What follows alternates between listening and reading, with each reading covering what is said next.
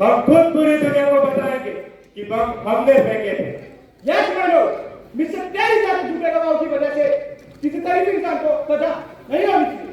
Sir हम कसम खाता है सर, हमने कोर्ट को सच बताया है। चलो बात जब हम अपने आप ही सारा सच बता रहे हैं, खुद ही गिरफ्तार हो गए, तो तुम्हें झूठ बोलने की क्या जरूरत है? यस मानो मिस्टर टेरी की गवाही झूठ का पुलिंदा है, इसे रद्द कर देना चाहिए। Mr. Terry, you can go. Mr. Johnson, come in front of the jury. I swear by my God that I will speak the truth, the whole truth, and nothing but the truth. Mr. Johnson, जब बम बना तब तुम क्या थे? मैं gallery में ही था sir. क्या तुम्हारे घर झूठे लगे थे? यस सर, गैलरी मेडिकल से भरा हुआ था, सारे के सारे लोग वहाँ पे मौजूद थे। कॉन्ट्रोवर्शियल बिल को असेंबली के सामने रख दिया था, लेकिन इनकी हिंदुस्तानी मेजॉरिटी ने उसे रिजेक्ट कर दिया था। मगर फिर भी वॉइसरॉय अपनी स्पेशल शक्तियों का इस्तेमाल करके बिल को अमल में लाना चाहते थे। शोर शराबा हो सकता था सर, इसे मैंने जरूरी समझा कि मैं वहाँ पे मौजूद रहूं। अच्छा तो अब सर आपकी ड्यूटी गैलरी में लगती होगी ना mister Johnson? No. See, it was a very special day. Sir John Simon special visiting board में बैठे हुए थे और पूरे देश में साइमन कमीशन के अगेंस्ट रिवोल्ट चल रहा था और ये इनकलाबी बम गिराने की बातें कर रहे थे। माय लॉर्ड, ये मेरी ड्यूटी बनती थी कि मैं वहीं पर रहूं। अच्छा तो तेरी भी तेरे साथ ही रहा होगा है ना? No, I mean yes my lord, Sajid भी मेरे साथ ही थे। और तुम तो हमारे पास खड़े थे। तो आपने तब क्यों नहीं रोका? हाँ, बहुत के वजह से पहले क्यों नहीं पकड़ा आपने? माय लॉर्ड, पहला बम बहुत ही सडन था, मैं कुछ कर नहीं पाया और फिर अचानक से गैलरी में धुआं हो गया था। दूसरा बम गिराते मैंने देख नहीं पाया, लेकिन जैसे ही धुआं क्लियर हुआ माय लॉर्ड, मैंने भगत सिंह के हाथ से पिस्तौल छीनी जो 2 गोली चलने के बाद जाम हो गई थी। ओए जा कपी, वो पिस्तौल मैंने तुझे खुद दी थी, वो भी 2 गोलियां छटकी और दागने के बाद। अच्छा चल ठीक है, एक बात बता, हमारी और आते वक्त तेरी टांगे नहीं काटी थी? Know that was my Lord, मैंने कभी नहीं पकड़ा और साजिद टेरी ने भगत सिंह को। मिस्टर जॉनसन, जब गोलियां चल रही थी और बम फेंके जा रहे थे, क्या आप गैलरी में मुलजिमों के साथ खड़े थे? यस माय लॉर्ड, मैंने अपनी आंखों से देखा इन मुलजिमों को जुल्म करते हुए। मिस्टर जॉनसन, क्या आपने इन जोड़े मुलजिमों को देश के खिलाफ जंग चलने का ऐलान करते हुए देखा? Yes, sir. ये लोग down with Union Jack and death to British colonialism के नारे लगा रहे थे। क्या इन्होंने ये पर्चे और दिन चले? Yes, sir. इन पेपरों की बोचरा भी मैंने अपनी आंखों से देखी है। भाई लोग, मैं खुद गैलरी के अंदर था। मिस्टर जॉनसन तो मिस्टर टेरी के 5 मिनट बाद दाखिल हुए, करीबन बम फटने के 15 मिनट बाद। जॉनसन, भूल गया तू? डर के मारे तेरी टांगे और बाहें झूले झूल रही थी। बता रहे हैं, तुम लोग क्यों झूठ के पहाड़ खड़े कर रहे हो? Mister Johnson, you can go. My lord, Johnson भी एक टेरी की तरह एक सरकारी मुलाजिम है, तो सच्चाई से कोई लेना देना नहीं है। इंसाफ और इंसानियत से इनका कोई रिश्ता नहीं।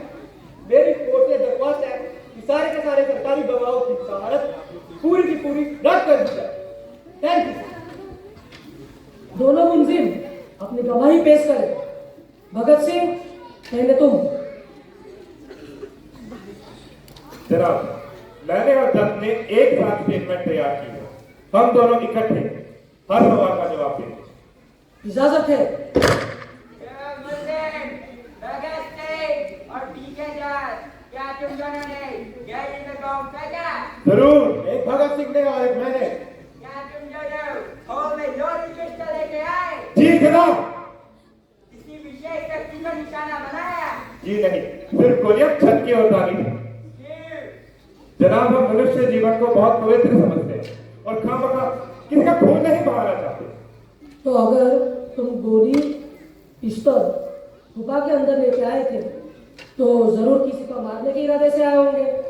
बिल्कुल नहीं जनाब, हम किसी एक व्यक्ति से नफरत नहीं करते और ना ही हमारा कोई बदला लेने का इरादा था। ये तुम्हारे बॉम्ब थे या खिलौने? जी जनाब, पहरेदारों के अंदर आवाज पहुंचाने के लिए बड़ा धमाका करना पड़ता है। और वकील साहब, अपना भी ये सरकारी नुमाइंदों से कहिए कि हमारा देश छोड़ के चले जाएं। ये इनकलाब का तूफान है, बहुतों को लेके डूबेगा। इनकलाब, इनकलाब, इससे मतलब क्या है तुम्हारा? वर्तमान सामाजिक और राजनीतिक ढांचे में जड़ से परिवर्तन, डिक्टेटरशिप ऑफ द प्रोलेटारिएट। डिक्टेटरशिप मतलब तुम डेमोक्रेसी के दुश्मन हो? नहीं जनाब, आप शोषण वर्ग के व्यक्ति हैं। जनता की डिक्टेटरशिप का आप नहीं समझ सकते। किसान अनाज उगाता है, लेकिन उसी के ही बच्चे दाने दाने को तरसते हैं। राजमिस्त्री, बढ़ाई, लोहार, ये सब अमीरों के महल खड़े करते हैं, मगर खुद झुकी झोपड़ियों में बसते हैं। क्यों? इस समाज की पूरी बुनियाद बदलने की जरूरत है। यही है हमारा इनकलाब कि कोई मनुष्य दूसरे मनुष्य का शोषण ना करे, एक मुल्क दूसरे मुल्क का खून ना चूसे, सब बराबरी में रहे, प्यार से बसे, अमन से बसे। तुम्हारा विश्व शांति का इरादा नेक है, लेकिन क्या इसके लिए बम फेंकना जरूरी है?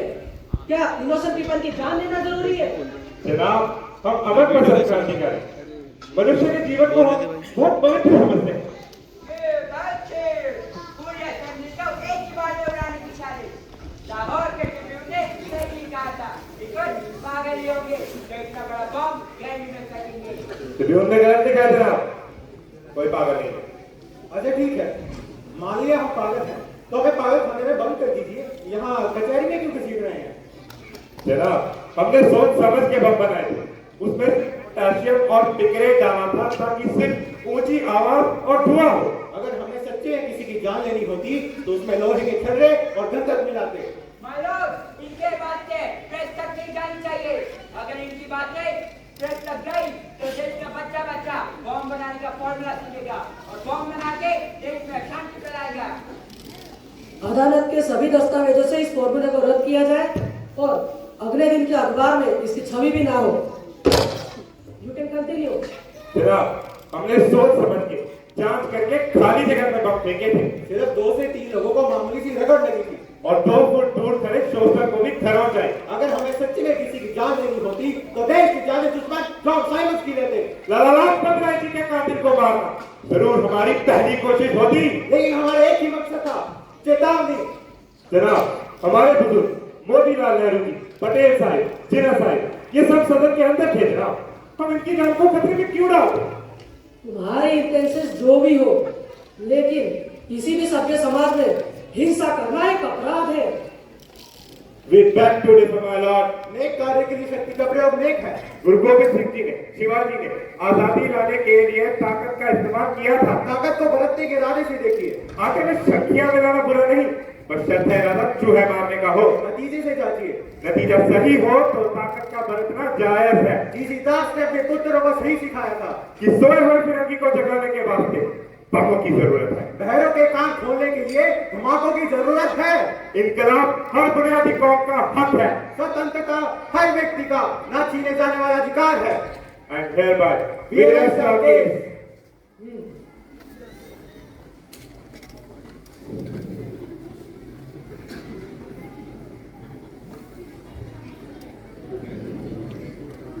दोनों पक्षों का बयान सुनने के बाद अदालत इस नतीजे पे पहुंचती है कि भगत सिंह और बी.के. दत्त दोनों ही खतरनाक अपराधी हैं। इन दोनों ने अंग्रेजी हुकूमत के खिलाफ जंग का ऐलान किया है और ये मुल्क और समाज के लिए खतरा है। इन्हें आईपीसी की धारा 307 और एक्सक्लूसिव एक्ट 3 के तहत उम्र कैद की सजा फरमाई जाती है। The court is adjourned. देखना है और कितना बाजुए का दिल में है, बाजुए का दिल में है, इनकलाब जिंदाबाद। My lord, उम्र कैद, इन दोनों को तो फांसी होनी चाहिए। बाइज्जत बरी करना चाहिए। कोई बात नहीं सदर साहब, हाईकोर्ट के जिम्मेदारी की बात है। इन दोनों को जुर्माई फांसी पर चढ़ाकर छोड़ दिया। फांसी पटाखे छोड़ने के लिए चुप के जाओ, इन दोनों को जुर्माई चूल्ही पर चढ़ाकर छोड़ दिया। जय मदद, जय मदद, वंदे वंदे वंदे वंदे।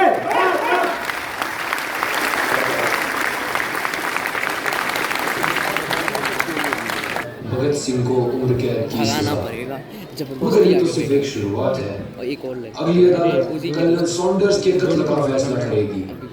क्या ये संघर्ष अब एक नई और भयानक मोड़ ले लेगा?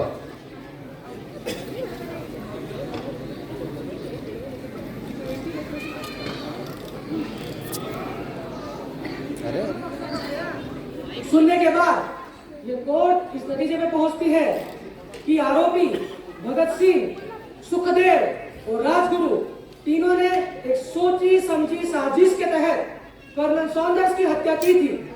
इन्हें आईपीसी की धारा 120C के तहत सजा मौत फरमाई जाती है। इस सजा को 24 मार्च 1931 को अमल में लिया जाएगा। The court is adjourn.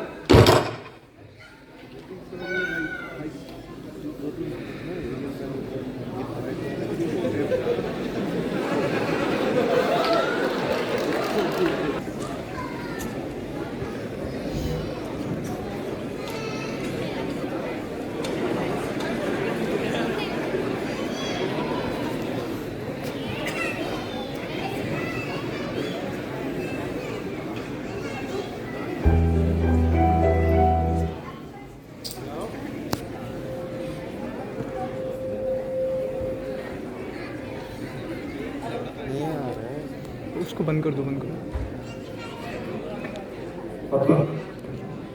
अब वक्त आ गया है उन आखिरी सांसों के निकलने, जो इनकलाब जिंदाबाद का शोर करते हुए निकलेंगे और समाज इस असीम अंतरिक्ष हमेशा ये गूंज सदियों तक हर हिंदुस्तानी को सुनाई देगी और हिंदुस्तान के मोहब्बत ये गूंज हर उस हिंदुस्तानी के दिल में बगावत की आग को पैदा करेगी। ये गूंज हर उस बच्चे को सिखाएगी कि जब बात अपने वतन की हो और अपने लोगों के आबरू की हो तो ये देशभक्ति की बात है। ये गूंज उस भ्रष्टाचार के सन्नाटे एक ईमानदारी की आहट का काम करेगी जिससे हमारे देश का समझ ये हर हिंदुस्तानी का साथ होती है।